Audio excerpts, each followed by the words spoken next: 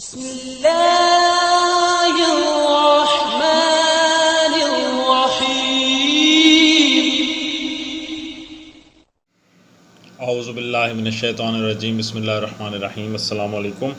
آج آپ کا میزبان ڈاکٹر کاشف بشیر تفہیم القرآن سیریز کی قسط نمبر 476 کے ساتھ آپ کے سامنے حاضر خدمت ہے، جس میں ہم انشاءاللہ العزیز سورہ حامیم السجدہ کی آیت نمبر 47 سے لے کر 54 تک کا ترجمہ اور تفسیر آپ کے سامنے پیش کریں گے، اور اس حصے کا موضوع ہے اللہ ہر چیز پر محیط ہے۔ یہاں سے الحمدللہ ہمارا 25واں پارہ بھی آغاز پارہ ہے۔ بسم اللہ الرحمن الرحیم۔ الیہ یرد علم الساعۃ وما تخرج من ثمرات من اکمامها وما تحمل من انثى ولا تضع الا بعلمه ویوم ینادیہم این شرکائی قالوا آذناک ما منا من شہید۔ ترجمہ: اس ساتھ کا علم اللہ ہی کی طرف راجع ہوتا ہے، وہی ان سارے پھلوں کو جانتا ہے جو اپنے شگوفوں میں سے نکلتے ہیں، اسی کو معلوم ہے کہ کون سی مادہ حاملہ ہوئی اور کس نے بچہ جنا ہے۔ پھر جس روز وہ ان لوگوں کو پکارے گا کہ کہاں ہے میرے وہ شریک، یہ کہیں گے ہم عرض کر چکے ہیں، آج ہم میں سے کوئی اس کی گواہی دینے والا نہیں ہے۔ اس ساتھ کا علم تفسیر میں آتا ہے، یعنی اس ساتھ سے مراد قیامت ہے، یعنی وہ گھڑی جب بدی کرنے والوں کو ان کی بدی کا بدلہ دیا جائے گا اور ان نیک انسانوں کی داد رسی کی جائے گی جن کے ساتھ بدی کی گئی۔ پھر آیا کہ اس ساتھ کا علم اللہ ہی کی طرف راجع ہوتا ہے۔ تفسیر میں آتا ہے، یعنی اللہ کے سوا کوئی نہیں جانتا کہ وہ گھڑی کب آئے گی۔ یہ جواب ہے کفار کے اس سوال کا کہ ہم پر بدی کا وبال پڑنے کی جو دھمکی دی جا رہی ہے وہ آخر کب پوری ہوگی۔ اللہ تعالیٰ نے ان کے سوال کو نقل کیے بغیر اس کا جواب دیا ہے۔ آیت میں پھر آیا اسی کو معلوم ہے کہ کون سی مادہ حاملہ ہوئی ہے اور کس نے بچہ جنا ہے۔ تفسیر میں آتا ہے، اس ارشاد سے سامعین کو دو باتوں کا احساس دلایا گیا ہے۔ ایک یہ کہ صرف ایک قیامت ہی نہیں بلکہ تمام امور غیب کا علم اللہ ہی کے لیے مخصوص ہے، کوئی دوسرا عالم الغیب نہیں ہے۔ دوسرے یہ کہ جو خدا جزیات کا اتنا تفصیلی علم رکھتا ہے، اس کی نگاہ سے کسی شخص کے اعمال و افعال کا چوک جانا ممکن نہیں ہے، لہٰذا کسی کو بھی اس کی خدائی میں بے خوف ہو کر منمانی نہیں کرنی چاہیے۔ اسی دوسری معنی کے لحاظ سے اس فقرے کا تعلق بعد کے فقروں سے جڑتا ہے۔ اس ارشاد کے مان بعد جو کچھ فرمایا گیا اس پر غور کیجیے تو ترتیب کلام سے خود بخود یہ مضمون مترشح ہوتا نظر آئے گا کہ قیامت کے آنے کی تاریخ معلوم کرنے کی فکر میں کہاں پڑے ہو۔ فکر اس بات کی کرو کہ جب وہ آئے گی تو اپنی ان گمراہیوں کا تمہیں کیا خمیازہ بھگتنا پڑے گا۔ یہی بات ہے جب ایک موقع پر نبی صلی اللہ علیہ وآلہ وسلم نے قیامت کی تاریخ پوچھنے والے ایک شخص سے فرمائی تھی۔ صحاح اور سنن اور مسانید میں حد تواتر کو پہنچی ہوئی روایت ہے کہ ایک مرتبہ حضور پاک صلی اللہ علیہ وآلہ وسلم سفر میں کہیں تشریف لے جا رہے تھے، راستے میں ایک شخص نے دور سے پکارا، یا محمد صلی اللہ علیہ وآلہ وسلم۔ آپ نے فرمایا، بولو کیا کہنا ہے؟ اس نے کہا، قیامت کب آئے گی؟ آپ نے جواب دیا، بندہ خدا وہ تو بہرحال آنی ہی ہے، تو نے اس کے لیے کیا تیاری کی ہے؟ آیت کے آخر میں آیا کہ پھر جس روز وہ ان لوگوں کو پکار کے کہے گا کہ کہاں ہے میرے وہ شریک، یہ کہیں گے ہم عرض کر چکے ہیں، آج ہم میں سے کوئی اس کی گواہی دینے والا نہیں ہے۔ تفسیر میں آتا ہے، یعنی اب ہم پر حقیقت کھل چکی ہے، ہمیں معلوم ہو گیا کہ جو کچھ ہم سمجھے بیٹھے تھے وہ غلط تھا۔ اب ہمارے درمیان کوئی ایک شخص بھی اس بات کا قائل نہیں ہے کہ خدائی میں کوئی دوسرا بھی آپ کا شریک ہے۔ ہم عرض کر چکے ہیں کہ الفاظ اس پر دلالت کرتے ہیں کہ قیامت کے روز بار بار ہر مرحلے میں کفار سے کہا جائے گا کہ دنیا میں تم خدا کے رسولوں کا کہا ماننے سے انکار کرتے رہے، اب بولو حق پر وہ تھے یا تم؟ اور ہر موقع پر کفار اس بات کا اعتراف کرتے چلے جائیں گے کہ واقعی حق وہی تھا جو انہوں نے بتایا تھا، اور غلطی ہماری تھی کہ اس علم کو چھوڑ کر اپنی جہالتوں پر اصرار کرتے رہے۔ وَضَلَّ عَنْهُمْ مَا كَانُوا يَدْعُونَ مِنْ قَبْلُ وَظَنُّوا مَا لَهُمْ مِنْ مَحِيصٍ۔ ترجمہ: اس وقت وہ سارے معبود ان سے گم ہو جائیں گے جنہیں یہ اس سے پہلے پکارتے تھے، اور یہ لوگ سمجھ لیں گے کہ ان کے لیے کوئی جائے پناہ نہیں ہے۔ تفسیر میں آتا ہے، یعنی مایوسی کے عالم میں یہ لوگ ہر طرف نظر دوڑائیں گے کہ عمر بھر جن کی سیوا کرتے رہے شاید ان میں سے کوئی مدد کو آئے اور ہمیں خدا کے عذاب سے چھڑا لے یا کم از کم ہماری سزا ہی کم کرا دے، مگر کسی طرف کوئی مددگار بھی ان کو نظر نہیں آئے گا۔ لا يسأم الانسان من دعاء الخیر وإن مسه الشر فیئوس قنوط۔ ترجمہ، انسان کبھی بھلائی کی دعا مانگتے نہیں تھکتا، اور جب کوئی آفت اس پر آ جاتی ہے تو مایوس و دل شکستہ ہو جاتا ہے۔ تفسیر میں آتا ہے بھلائی سے مراد ہے خوشحالی، کشادہ رزق، تندرستی، بال بچوں کی خیر وغیرہ، اور انسان سے مراد یہاں نوع انسانی کا ہر فرد نہیں ہے، کیونکہ اس میں تو انبیاء اور صلحاء بھی آ جاتے ہیں جو اس صفت سے مبرہ ہیں جس کا ذکر آگے آ رہا ہے، بلکہ اس مقام پر وہ چھچھورا اور کم ظرف انسان مراد ہے جو برا وقت آنے پر گڑ گڑانے لگتا ہے اور دنیا کا عیش پاتے ہی آپے سے باہر ہو جاتا ہے۔ چونکہ نوع انسانی کی اکثریت اسی کمزوری میں مبتلا ہے، اس لیے اسے انسان کی کمزوری قرار دیا گیا ہے۔ وَلَئِنْ أَذَقْنَاهُ رَحْمَةً مِنَّا مِنْ بَعْدِ ضَرَّاءَ مَسَّتْهُ لَيَقُولَنَّ هَذَا لِي وَمَا أَظُنُّ السَّاعَةَ قَائِمَةً وَلَئِنْ رُجِعْتُ إِلَى رَبِّي إِنَّ لِي عِنْدَهُ لَلْحُسْنَىٰ فَلَنُنَبِّئَنَّ الَّذِينَ كَفَرُوا بِمَا عَمِلُوا وَلَنُذِيقَنَّهُم مِّنْ عَذَابٍ غَلِيظٍ۔ ترجمہ، مگر جو ہی کہ سخت وقت گزر جانے کے بعد ہم اسے اپنی رحمت کا مزہ چکھاتے ہیں، یہ کہتا ہے کہ میں اسی کا مستحق ہوں، اور میں نہیں سمجھتا کہ قیامت کبھی آئے گی، لیکن اگر واقعی میں اپنے رب کی طرف پلٹایا گیا تو وہاں بھی مزے کروں گا۔ حالانکہ کفر کرنے والوں کو لازماً ہم بتا کر رہیں گے کہ وہ کیا کر کے آئے ہیں، اور انہیں ہم بڑے گندے عذاب کا مزہ چکھائیں گے۔ تفسیر میں آتا ہے یعنی کہ سب کچھ، یعنی وہ جو کہتا ہے نا کہ جی میں اپنی مرضی سے، میرے علم سے ملا ہے یا میری کوئی خوبی سے ملا ہے، تو اس کا مطلب ہے کہ یہ سب کچھ مجھے اپنی اہلیت کی بنا پر ملا اور میرا حق یہی ہے کہ میں یہ کچھ پاؤں۔ تو یہ غلط فہمی انسان کو اکثر لاحق رہتی ہے، اللہ تعالیٰ معاف فرمائے۔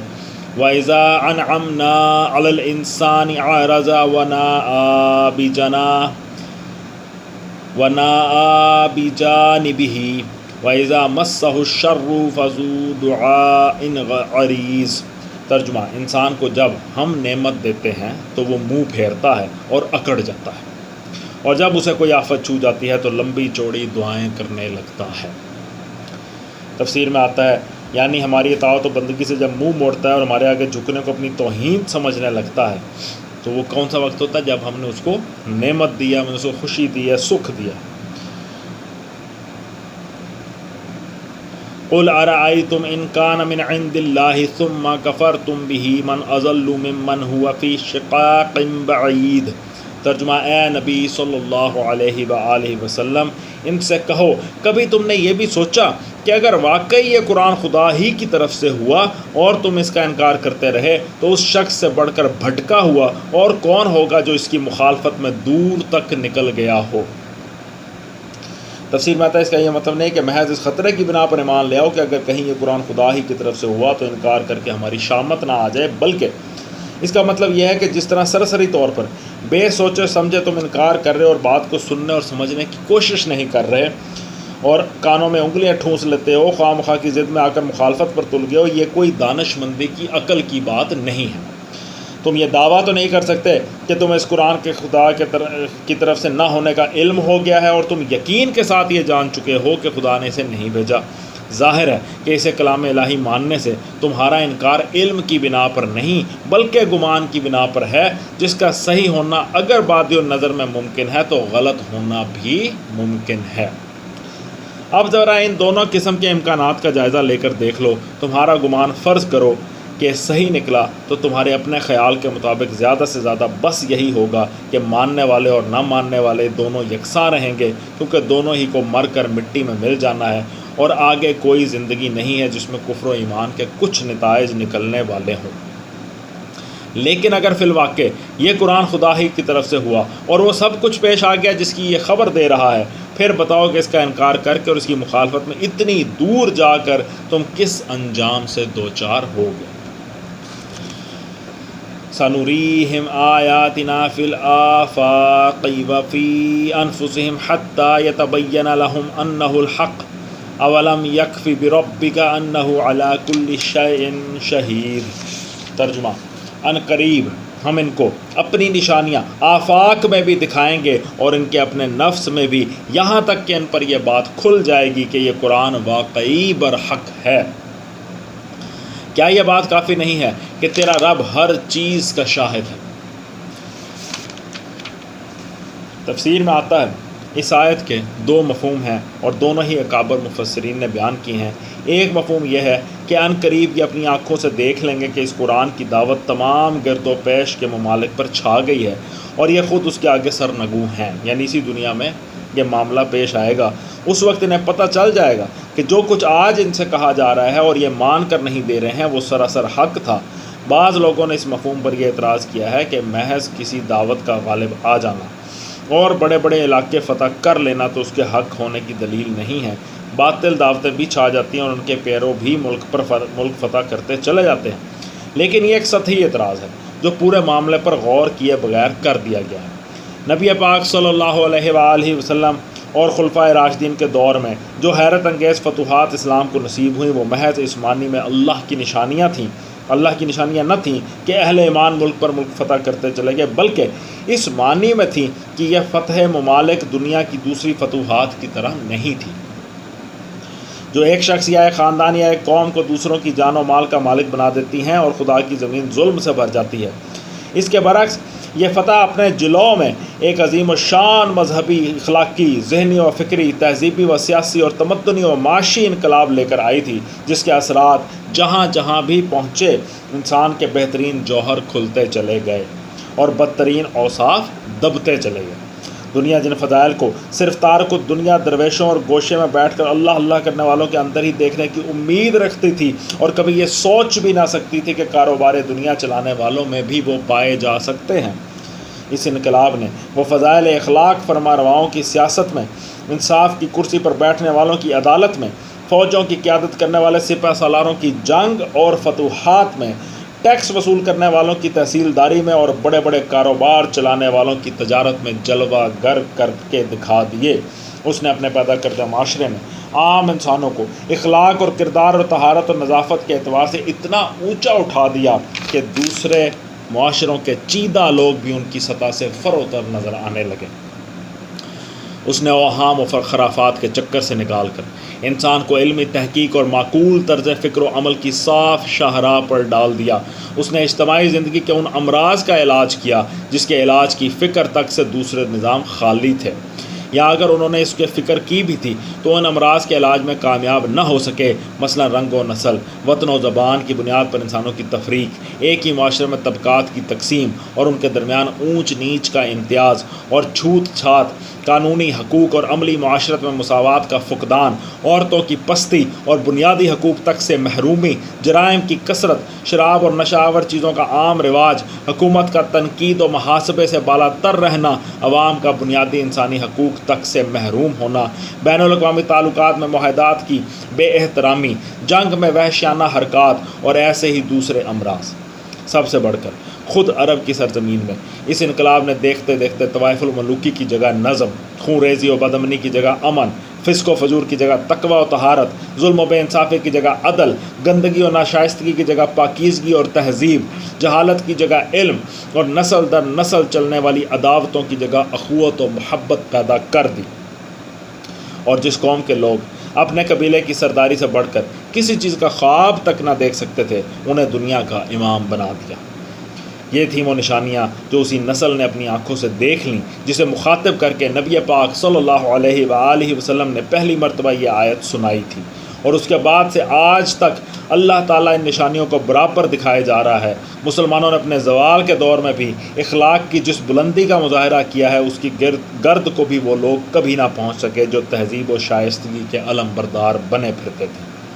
یورپ کی قوموں نے افریقہ، امریکہ، ایشیا اور خود یورپ میں مغلوب قوموں کے ساتھ جو ظالمانہ سلوک کیا ہے، مسلمانوں کی تاریخ کے کسی دور میں بھی اس کی کوئی نظیر پیش نہیں کی جا سکتی۔ یہ قرآن ہی کی برکت ہے جس نے مسلمانوں میں اتنی انسانیت پیدا کر دی ہے کہ وہ کبھی غلبہ پا کر اتنے ظالم نہ بن سکے جتنے غیر مسلم تاریخ کے ہر دور میں ظالم پائے گئے اور آج تک پائے جا رہے ہیں۔